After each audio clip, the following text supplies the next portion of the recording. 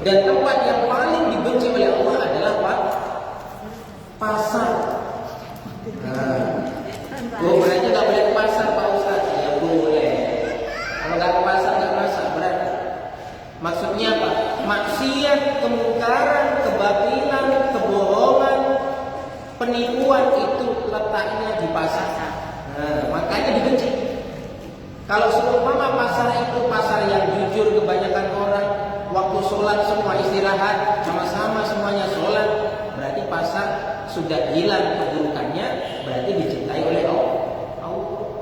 Kenapa masjid dicintai Allah di tempat di muka bumi? Karena masjid untuk ibadah. Kalau masjid buat taruhan bagaimana? Wah, rusak. Menjadi tempat yang awalnya dicintai menjadi dimurkai oleh Allah. Maka kita bersyukur dengan mengucapkan alhamdulillah rabbil alamin. Kalau silaturahimnya kita semangat, kita bersyukur, kita senang, maka nanti akan didatangkan orang-orang yang mencintai kita. Kalau pengen hidup kita dikelilingi oleh orang-orang yang kita cintai dan dia pun mencintai kita, maka rajin-rajinlah silaturahmi atau silaturahim. Jangan silaturahmi, senyum saja tidak mau. Bahkan mau lewat saja, mau papasan, sudah 10 meter sudah buang ludah. Naudzubillah. Wah, itu ada itu tuh di jalan itu. Wah, buang ludah lah. Wah, bahaya. Maka sedekah paling ringan kepada Allah Subhanahu wa taala. Wa ma khalaqatul jinna wal insa illa liya'budun. Tidaklah diciptakan jin dan manusia kecuali untuk beribadah kepada Allah Subhanahu wa taala. Ini fungsi daripada apa? Kita hidup di dunia. Saya ingin tanya Bu. Ibu, jamaah, wa ma khalaqatul jinna wal insa illa liya'budun. Untuk beribadah. Seperti apapun profesi, tempat tinggal, lingkungan kita, tapi sejatinya kita ini sedang beribadah kepada Allah. Tapi ibadah tidak semuanya ibadah itu sholat saja, tidak. Ada kalanya sholat itu dinamakan ibadah murni. Ada kalanya ibadah itu ibadah sosial, dinamakan ghairul maghdhur, adalah ibadah yang niatnya tujuannya baik meskipun itu bersama manusia. Maka di kesempatan sore yang singkat ini saya ingin menyampaikan, karena ibu-ibu ini tidak terlepas daripada pekerjaan rumahnya, saya akan menyampaikan materi 6 adab-adab memasak. Apa? 6 adab-adab memasak yang akan mendatangkan pahala berlipat-lipat ganda ketimbang memasak tapi tidak pakai adab. Nah, ternyata Islam itu baiknya Islam, baiknya sifat Allah apa? Pekerjaannya sama, tapi akan dinilai berbeda sesuai niat dan tata caranya. Nah, kelihatannya kita sama-sama masak, bahkan tetangga kita masaknya lebih enak, masak ayam, masak kari, tapi belum tentu itu berpahala kali lipat dibandingkan orang yang masak meskipun itu hanya air biasa saja. Kenapa? Karena perbedaannya, letak tolak ukurnya ada di adab-adabnya. Kalau mau pakai adab, maka akan menjadi orang beradab. Tapi kalau tidak mau pakai adab, maka akan menjadi orang biadab. Maka 6 adab memasak yang akan melipat gandakan pahala dari pekerjaan kita memasak. Yang pertama, sebelum memasak, sebisa mungkin kita berwudu. Apa Bu? Berwudu. Wudu itu untuk sholat saja, untuk baca Quran saja? Tidak. Itu yang wajib. Tapi setiap mau melakukan sesuatu termasuk mau masak, berwudu. Nah, makanya mungkin ada, tapi semoga tidak ada. Ada orang itu seorang istri sudah masak pun enak, nyuci baju rela, suaminya diurusi, diservis full, tapi kenapa suaminya masih ngelirik sana sini? Karena kurang ada peletnya ketika masak. Tapi pelet ini bukan pelet yang negatif. Pelet ini pelet positif yang bahkan ini dianjurkan. Pelet dalam arti tanda kutip. Bukan pelet dikasih ramuan, dibacakan mantra-mantra. Bukan, tapi pelet yang pertama, pelet tanda kutip, sebelum masak berwudu. Bahkan Allah Subhanahu wa taala sendiri menyatakan, wallahu yuhibbul mutahhirin. Allah paling suka, paling senang dengan orang-orang yang bersih. Baik hatinya bersih, fisiknya juga bersih. Mengapa Nabi mengajarkan untuk kita bersih-bersih fisik? Karena untuk mencapai bersihnya hati itu biasanya dapat diraih dengan bersihnya fisik. Nah, kalau pengen dicintai oleh Allah, wudu dulu. Niatnya apa? Ya niat menghilangkan hadas tetepan. Bahkan kalau pengen mendapatkan kebaikan-kebaikan yang lebih, mau apa-apapun wudu. Mau ke pasar wudu, pulang dari pasar wudu, mau makan wudu, mau masak wudu, bahkan mau sama suami pun wudu. Banyak berkahnya. Setan itu paling suka dengan tempat kotor, dengan orang yang kotor. Baik itu kotornya fisik ataupun kotor hati. Maka kalau kita mau membersihkan diri kita, membersihkan jasad kita, fisik kita, maka setan akan lari terbirit-birit. Makanya kenapa masjid itu selalu suci? Karena masjid itu bukan tempatnya setan. Kenapa kamar mandi, WC itu base campnya, markasnya setan? Karena itu tempat tidak suci. Maka biasanya ustadz-ustadz itu ahli ruqyah, itu biasanya banyak ahli keluarganya kerasukan jin ataupun jin yang jahat, setan. Itu biasanya karena ada tempat-tempat yang tidak suci. Ditambah lagi orangnya memang tidak suci. Dalam arti apa? Tidak mau bersih. Maka jurus yang pertama supaya masa kita berpahala berlipat-lipat, berwudu. Nah ternyata orang-orang sekarang saja, apalagi di tengah isu COVID-19, protokol kesehatan yang pertama cuci tangan. Tapi Nabi sudah mencontohkan jauh-jauh hari protokol keislaman, tidak hanya cuci tangan, cuci muka, cuci kaki, cuci tangan, cuci kepala. Tandanya apa? Islam mengajarkan kebersihan. An-nadhafatu minal iman. Kebersihan ini cerminan daripada iman. Saya sholatnya rajin kok, tapi kotor terus. Sedangkan dia nggak mau bersuci-suci, tidak mau bersih-bersih. Nah itu tandanya belum sampai ilmu untuk bersihnya diterapkan dalam kehidupan sehari-hari. Allah cinta kepada orang yang bersih, yang suci. Logikanya saja apa? Kita pun suka dengan orang yang bersih. Bahkan kita mau ke Makassar, singgah ke satu masjid ataupun rumah makan, kita mau ke kamar mandi, ke belakang, tahu kamar mandinya itu kotor, kita bilangnya apa? Ih kotor. Tandanya apa? Sifatnya manusia saja, sekotor-kotornya manusia, tetap pengennya bersih. Hanya terkadang memang ada yang malas, tapi sebenarnya hatinya tetap pengennya bersih.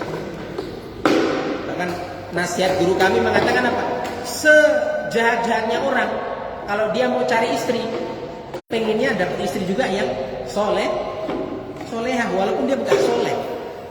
Maka wanita solehah ini idaman tidak hanya lelaki soleh, tapi lelaki nggak soleh saja pengen mendapatkan wanita soleh. Maka jurus pertama wudu. Diingat Bu ya. Nanti sebelum saya tutup, saya pengen tanya satu orang, tak suruh ngulang. Poinnya saja berarti. Poinnya. Supaya kita ini ada bekal sampai nanti rumah, jangan sampai hilang. Nanti ketika ditanya suami tak, ditanya anak tak, tadi apa yang disampaikan Ustaz tadi di masjid kok suaranya sampai sini? Tadi yang pokoknya agama. Lah lupa berarti keluar masjid hilang satu, naik motor hilang satu, turun motor hilang satu, masuk rumah hilang satu, sampai rumah ketemu keluarga tinggal padahal ada 6. Jangan sampai. Pertama wudu. Yang kedua, lakukan sebelum kita memasak. Kalau bisa sholat terlebih dahulu 2 rakaat. Nah, ya latihan. Wong kita sebelum masak saja bisa untuk belanja, sholat 2 rakaat tentu lebih bisa. Permasalahannya kita ini menganggap sepele. Nah, kalau sebelum masak saja kita bisa nelpon teman kita, bisa balas chat di WhatsApp. Kalau untuk sholat, ya jangan juga mau masak sholat 2 rakaat bacanya an-naba. Amma yatasaalun, suaminya keburu bertaring itu giginya, keburu lapar. Baca surat-surat pendek sholat. Sholat apa itu ya Ustaz? Sholat sunnah mutlak. Apa sholat sunnah mutlak itu, Bu? Sholat yang dilakukan semata-mata aku pengen sholat saja, sudah. Itu namanya sunnah mutlak. Niatnya apa? Usolli sunatan mutlak. Sudah, saya niat sholat sunnah. Itu boleh. Tapi kalau bisa jangan di waktu-waktu yang makruhkan. Habis subuh, habis asar, itu waktu-waktu makruh. Habis subuh sampai terbitnya matahari, habis asar sampai tenggelamnya matahari. Kenapa harus sholat dulu? Karena memasak ini perkara yang susah. Meskipun ada istilah masak mudah, tapi susah. Kenapa? Masak 1 jam, menghabiskannya cukup beberapa menit. Bahkan terkadang menghabiskannya pun ketika orang makan itu masih ada ucapan-ucapan, asin sekali masakan kamu, Dek. Apa kamu campur upel ini? Nah, marah. Padahal kita tahu seperti apa persiapan masaknya, untuk masak nasi, untuk goreng ini goreng itu, sampai mondar-mandir. Ada orang bilang katanya seorang istri wanita masak itu meskipun hanya di dapur, mondar-mandirnya itu kalau ditarik lurus itu bisa sampai puluhan kilo. Wah, saya mendukung kita, Bu, ya. Terima kasih, kan. Makanya itu kalau suami tidak sadar tentang hal itu, ya suatu saat kalau pas itu bapak-bapak saya sampaikan juga, tenang saja. Ternyata masak itu susah, nikmatinya ternyata mudah. Maka minta petunjuk sama Allah. Doa yang paling utama itu ketika sholat. Kapan? Ketika ruku, ketika sujud. Makanya as-sholatu du'aun. Sholat itu artinya doa. Meskipun doa ya kita bisa langsung angkat tangan Rabbana aja, itu pun doa. Tapi doa yang paling mujarab adalah sholat. Sehingga sholat ini adalah sebaik-baik amalan setelah keimanan. Maka sebelum kita masuk dapur, kita sholat dulu 2 rakaat. Sholat yang ringan. Gak usah sholat 100 rakaat. Mau kemana, mah? Aku mau sholat dulu, Pak, supaya kata Ustaz sebelum masak sholat dulu. Ditunggu suaminya sholat, kok lama sekali? Iya tadi sholatnya 100 rakaat. Wah, siapa yang ngajarin itu? Jangan juga 100 rakaat. Wudu pertama, yang kedua sholat. Yang ketiga, masuk dapur, doa. Ulama mengajarkan ketika mau masuk dapur, doa. Doanya sebagaimana di dalam Al-Quran Al-Kahfi ayat 10 yang itu diucapkan oleh orang-orang pemuda yang terjebak di dalam gua. Apa doanya? Rabbana atina min ladunka rahmah wa hayyi' lana min amrina rasyada. Al-Kahfi ayat 10. Hafal. Artinya apa? Pokoknya baik, enggak, kita tahu artinya juga. Rabbana atina min ladunka rahmah. Ya Allah, Tuhan kami minta rahmat yang banyak darimu. Kasih sayang, rahmat itu kasih sayang, kebaikan. Wa hayyi' lana min amrina rasyada, dan berilah kami petunjuk dalam segala Kan ibu-ibu kadang kadang kalau masak saking seringnya itu sering bingung tidak? Masak apa ini ya? Kemarin sudah ikan goreng. Oh, kalau sekarang ikan mentah sajalah. Ada juga toh bingung.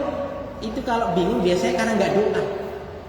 Maka doanya seperti itu. Sebelum masuk medan tempur, dapur, kita doa. Rabbana, bareng-bareng, Bu.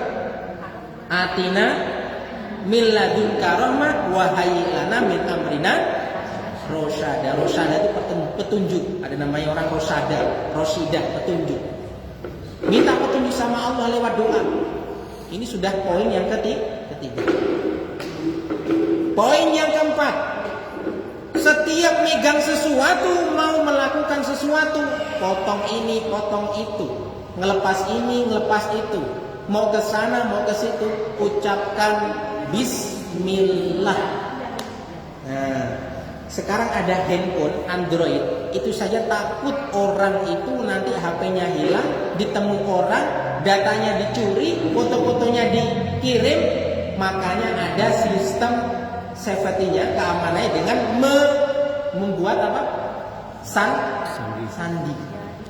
Nabi mengajarkan sandi kepada kita lewat satu hadis, kullu amrin dzibalin la yubda fihi bi bismillahirrahmanirrahim fahuwa ajda. Kata Nabi, setiap sesuatu ini terpotong, terputus, kebaikannya tidak maksimal selama hal itu tidak diucapkan, tidak dimulai dengan bismillah. Maka kalau kita mau sudah masuk dapur, sudah berdoa, ada wudhu, sholat 2 rakaat terlebih dahulu, maka sebelum kita buka itu panci, sebelum kita mencuci, sebelum kita mengeluarkan beras dari karung, sebelum kita motong-motong bawang ataupun cabai, ucapkan ini sandi supaya pekerjaan kita tidak disertai setan. Padahal Bu, kenapa wanita punya rahim? Saya nggak punya rahim Bu, nggak tahu kenapa. Bapak juga punya rahim? Oh, nggak ada ya. Kita punya rahim. Rahim itu artinya apa? Rohim, silaturahim. Apa rahim? Kekeluargaan. Diambil dari apa? Kasih sayang. Kenapa wanita punya rahim? Karena pekerjaannya ini pekerjaan yang melembutkan hati. Orang yang lembut kasih sayangnya tinggi. Tapi kenapa banyak wanita juga ketika masak dia emosian? Kenapa? Karena disertai setan. Padahal masak itu hal yang melembutkan hati. Apalagi kalau motong bawang merah, nangis itu biasanya. Oh memang itu ya, memang pedih ya. Kenapa? Ketika pesonya hilang, anaknya tiba-tiba main langsung dimarahi. Mana pesonya?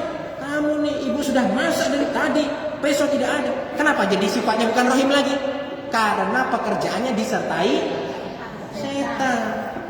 Nah, ngeri tuh. Kita kadang lebih takut setan yang nampak di mata ketimbang setan yang menggoda kita. Lewat perkuburan makam, sorenya kita habis nganter jenazah saudara kita di makam itu. Kita lewat sendirian. Merinding tidak? Merinding, padahal tidak lihat apa-apa. Tapi ketika ada azan, as-salatu khairum minan naum, kita tidur. Dan kita nggak keburu bangun, itu pun setan. Tapi kita santai. Bahkan ada orang bilang kalau sholat as-salatu khairum minan naum, muazin azan subuh, kok kita tidak segera bangun? Itu biasanya telinganya dikencingi setan. Tapi santai buktinya. Bahkan ketika bangun bukan doa, yang diucapkan apa? Mana HP? Apalagi ibu-ibu yang pakai kacamata, ada pakai kacamata Bu ya? Katanya ibu-ibu pakai kacamata nggak setia sama suami. Kenapa? Karena bangun tidur yang dicari bukan suami, tapi kacamata. Apa poinnya tadi? Setiap sesuatu ini kurang kebaikannya, tidak berkah kecuali sesuatu itu dimulai dengan bismillah.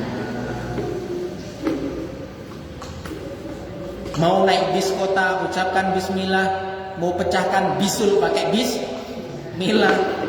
Mau makan biskuat pakai bismillah. Silakan teruskan lagi yang ada bis-bisnya. Tapinya bismillah. Cuman ringan, ini password supaya kita ini nggak disertai setan. Itu saja password. Insya Allah Bu ya. Nabi itu mengajarkan sesuatu yang ringan. Cuman kita terkadang lalai, kenapa? Karena kita lupa. Makanya dengan kumpul seperti ini mengingatkan. Sebenarnya kita sudah tahu. Ucapkan bismillah. Kemudian poin yang kelima, ada 6 saja. Poin yang kelima, ketika mengaduk sesuatu, jelas makanan ini ada tersaji namanya sate, itu bukan berarti hanya sate langsung dimasak, tidak. Tapi ada bumbu, ada daging yang ditusuk-tusuk, dipotong, dikasih bawang, dikasih cabai. Nah, otomatis pasti ada pekerjaan mengaduk. Ulama juga mengajarkan kepada kita ketika mengaduk doa juga. An-Najm 58. An-Najm 58. Doanya bagaimana? Laisalaha min dunillahi kasyifah. Laisa laha min dunillahi kasyifah. Artinya apa? Pada suatu hari nanti tidak ada yang bisa menyatakan sesuatu kecuali Allah. Ini katanya itu walaupun nggak dikasih garam, kalau doanya benar, takdir Allah pas, itu pasti asin. Kan biasanya ada tuh Bu, kita masak capek-capek, stres, sebelum masak ada penagih hutang. Ketika masak suami nyari ini nyari itu, kita fokusnya apa? Fokusnya hilang, pecah. Makanya kenapa ketika sudah mau makan anak suami kita, saudara kita makan, pasti ada rasa ini kemanisan, ini kurang asin, ini kepahitan. Kenapa? Biasanya ada satu bumbu yang tidak masuk. Makanya ulama membagi doa ini yang artinya pada suatu hari nanti Allah lah yang menyatakan sesuatu, bukan siapa-siapa. Apa? Supaya membungkam mulut orang-orang, jangan mulut ya bahasanya, membungkam daripada lidah orang-orang dari merasakan masakan kita yang awalnya tidak enak karena kelalaian kita menjadi enak. Kalau nggak bisa tulis doanya, cari saja An-Najm 58. Kadang sudah dikasih garam nggak asin, dikasih gula nggak manis. Kenapa? Karena kurang peletnya. Tapi pelet dalam arti yang bagus. Yang kelima apa? Doa ketika mengaduk. Dan ketika mengaduk, posisi adukannya arahnya berlawanan dengan jarum jam, alias apa? Dari kiri ke kanan. Kalau jam itu jarumnya dari kanan ke kiri. Nah kalau ibu-ibu juga kalau mau salaman, kalau COVID nanti hilang, mau salaman mau duduk itu dari kanan ke kiri. Nabi menyontohkan setiap memulai kebaikan sesuatu menggunakan tangan kanan, berarti juga apa? Mendahulukan sebelah kanan. Pakai sendal sebelah kanan dulu. Pakai baju masukkan tangan kanan dulu. Pasti berpikir ibu, kenapa sih? Kan sama-sama ini baik. Tangan walaupun ada kanan kiri kan yang kiri juga baik. Kenapa harus kanan dulu? Nabi ini mengajarkan kepada kita pola pikir bahwa sesuatu kalau dimulai dengan yang kita sudah terpikir kebaikan pasti akan menjadi baik. Saya kasih contoh ya. Kita makan sate, satenya tidak enak, hambar. Dan kita sudah nggak ada bumbu lainnya. Seumpama di rumah makan. Nah, tapi kita sambil buka HP, kita buka YouTube, kita cari sate terenak atau cari orang makan sate enak. Kita sambil melihat sate yang ada di YouTube, kita sambil makan sate yang kira-kira enak tidak? Sama, tapi lebih enak. Kenapa? Didorong dengan melihat sesuatu yang enak. Saya kasih contoh sebaliknya. Kita makan berhenti di restoran sate terenak. Kita gigit pertama enak, tahu-tahu anak kita mutar YouTube yang videonya video kotoran. Enak tidak? Oh saya enak tetepannya. Tapi pasti apa bilang? Nggak boleh itu. Akan terganggu. Kenapa? Karena semua sesuatu ini yang ngolah ini adalah hati dan pikiran. Saya kasih contoh lagi kalau nggak paham. Pokoknya sampai jam 6 lah ini. Jam 5 saja. Saya kasih contoh lagi. Istri tak. Suami tak kerja di Makassar. Sama-sama kerja ke Makassar. Tapi yang satu polanya apa? Ini tadi satu bis, sampingnya ada janji. Yang suaminya yang lain satu bis, dari sampingnya laki-laki biasa. Itu bersama-sama suami yang ke Makassar. Tapi psikologis perasaan seorang istri dari suami yang kedua pasti berbeda. Langsung pindah ke Batu. Aku sopir saja nggak kena. Bahkan kalau nggak kena video pokoknya. Aku yang lihat tapi mungkin masih ada. Tapi yang satunya dia selesai. Kenapa? Karena pola pikir. Karena pola pikir. Maka Nabi mengajarkan untuk mengolah pikiran kita gunakan segala sesuatu dengan apa? Sikap optimis. Nah ini dilambangkan dengan sebelah kanan. Makanya saliman orang pakai tangan kiri tersinggung tidak? Sedangkan tangan kanannya sehat. Pelecehan sekali kamu sama saya. Berantem aja kita. Kenapa? Padahal itu sama-sama tangan. maka salawat pakai tangan kanan. Paham insya Allah ya Bu? Kalau nggak paham, saya lanjut sampai jam 6 nih.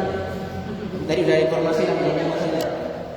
Paham lah. Yang terakhir, ketika masa sambil sholawat, sambil istighfar. Apa Bu? Sholawat. Nah ini saya jelaskan juga sedikit. Pak Ustadz, masa ribet sekali? Sholawat juga masa rekaman. Itu susah masa sambil sholawat. Maka saya bisa jawab, masa sambil sholawat susah karena tidak terbiasa. Mengapa? Karena banyak orang masak, buktinya sambil nyanyi, sambil gosip. Itu memang sebelah beli kompor baru, ikut kepanasan dia. Motor Pak itu tuh baru, paling rusak itu kan. Kenapa makanannya jadi nggak berkah? Karena sambil gosip, ribet. Maka sambil sholawat, nggak perlu juga pakai mic ya. Kalau pakai mic nanti suaranya jelek, orang terganggu. Paling minimal. Nah, ini kayaknya ibu ini dulu kayaknya pernah rekaman ya di dapur rekaman. Paling minimal sholawat apa? Allahumma sholli ala Muhammad. Ini paling ringan, paling singkat. Allahumma sholli ala Muhammad. Paling bagus lagi kasih Sayyidina. Allahumma sholli ala. Kurang lagi Allahumma sholli ala Sayyidina Muhammad wa ala alihi Sayyidina. Ke keluarga juga. Kurang lagi sholawat Maria. Kurang lagi matikan kompor, sholawatan sampai ibu satu RT. Berkah itu. Nah sekarang dia tanya, kenapa sih harus sholawat? Ya kita tahu kalau sholawat itu ke Nabi. Kenapa kok pengaruh ke makanan? Bu, ada studi ini diteliti oleh orang non-Islam di Barat. Itu air minum diletakkan di tengah-tengah orang berkumpul, kemudian orang-orang bernyanyi. Maka air itu molekulnya akan berubah menjadi zat-zat yang mana sifatnya bernyanyi.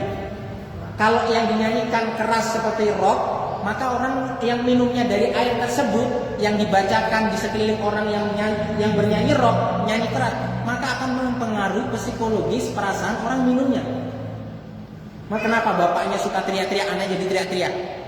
Karena makanan-makanan itu terbuka, kondisi bapaknya teriak, diminum, dimakan anaknya, jadi anak juga teriak. Saya yakin anak seperti ini belum bisa mencontoh seorang orang tua. Tapi kenapa nanti sifatnya bisa seperti orang tua? Karena dia makan sesuatu dari hasil kondisi lingkungannya. Nah, kenapa kok dengan sholawat? Karena pusatnya kenikmatan adalah dengan keberadaan Nabi Muhammad Sallallahu Alaihi Wasallam. Maka sambil sholawat, syukur-syukur pakai nada. Salatullah salamullah. Wah itu nanti bapaknya dengar. Ala toha rasulil. Anaknya juga dengar baru pulang sekolah. Salatullah salamullah. Anaknya yang lain dengar. Oke guys, ini keluarga sholawat. Ada di YouTube saya guys. Jadi di vlog.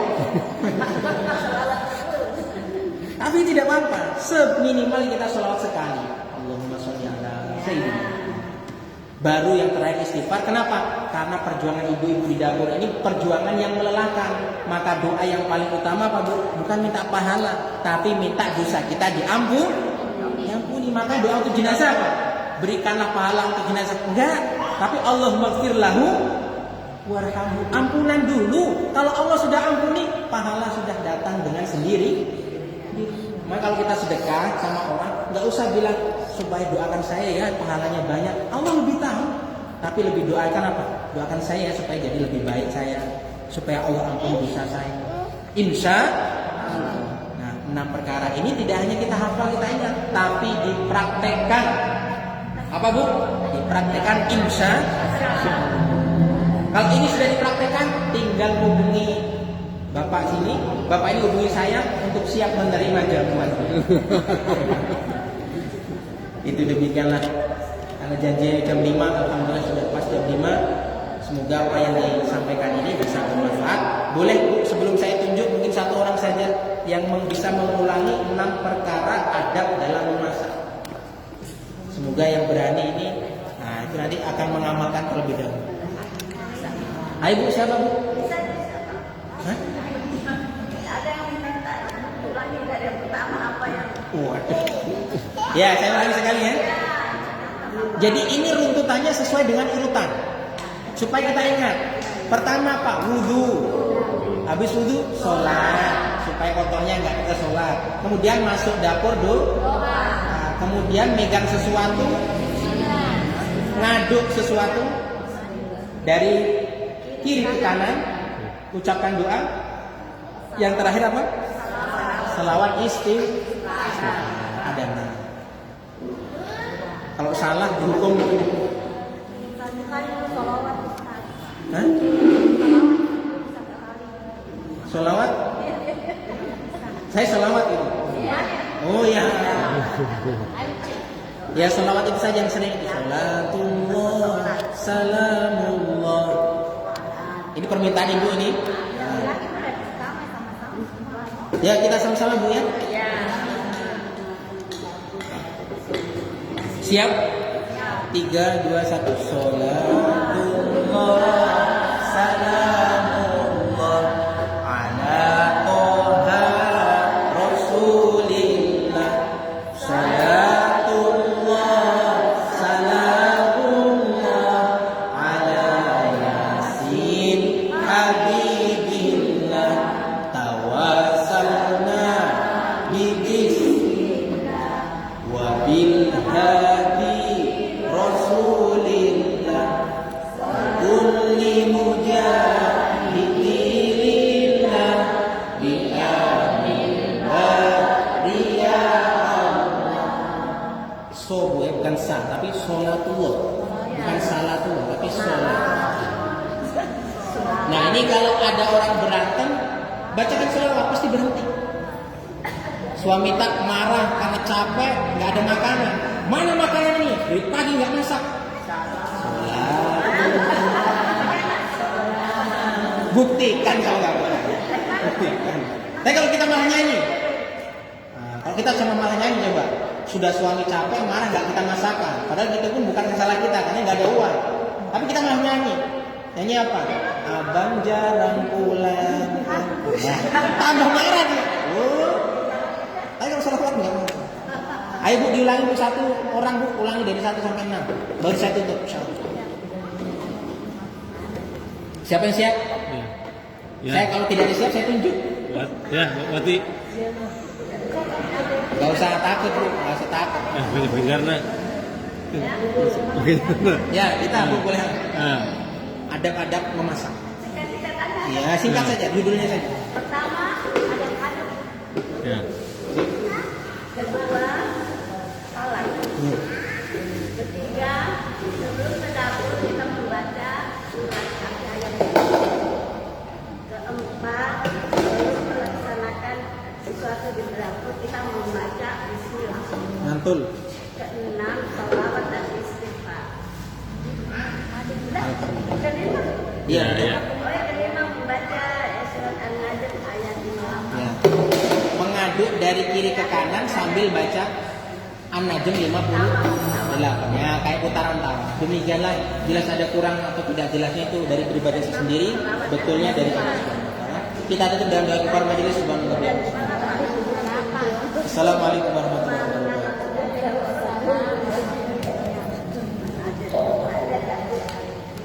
Salam.